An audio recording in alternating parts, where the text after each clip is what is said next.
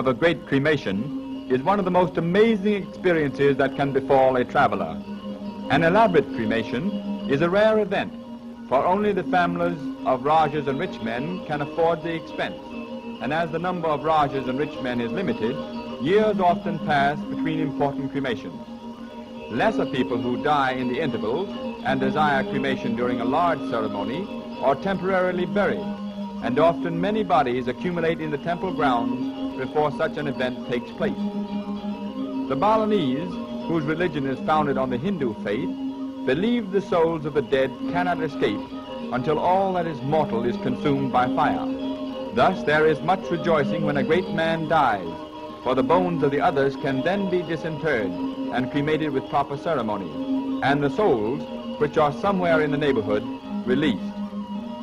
In the procession, balanced on the heads of women by upraised arms, offerings are carried to the field of cremation, offerings which will be burnt to assure the departing souls of necessities in future lives.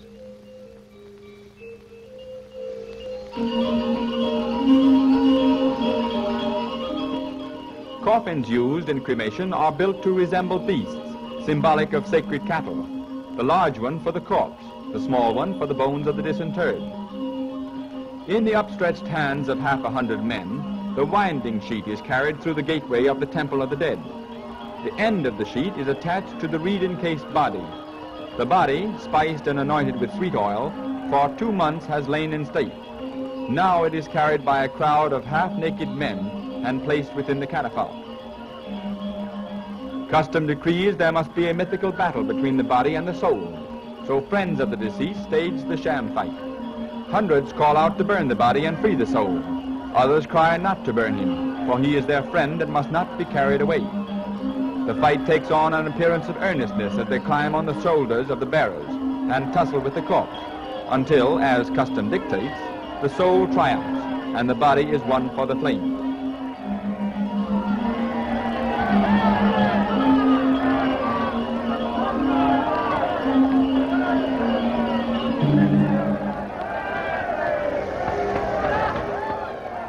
The road is jammed with a seething mass of humanity. More than 100 coolies move along as though part of a great animal.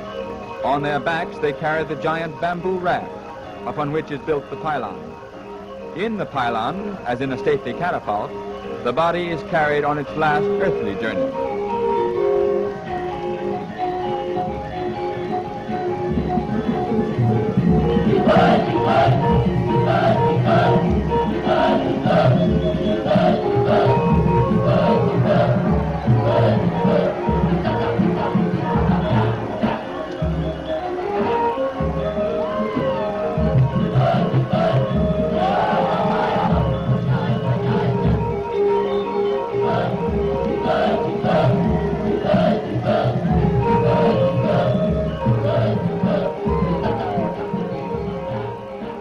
There is a river to cross, and again we see the coffin.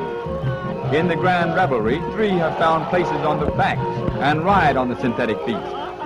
The laboring coolies, tired and sweating under their load, make the most of the refreshing crossing of the river.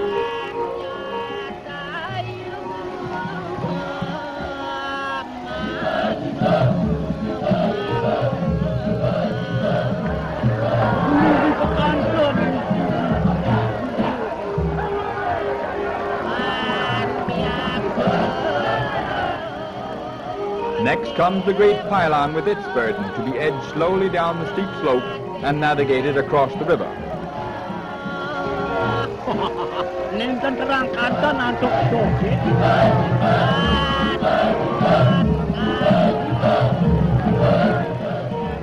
The pylon coolies also enjoy a refreshing fall and join in a friendly splashing of water.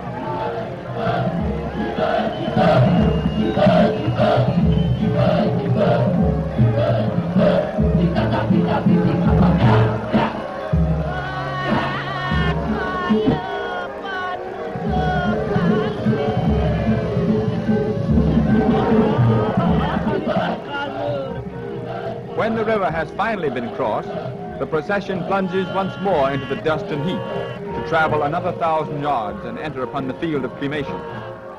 The beasts are whirled in circles round and round the field, for the evil spirits must be confused and driven from the site. The corpse also goes through the same ritual of confusion.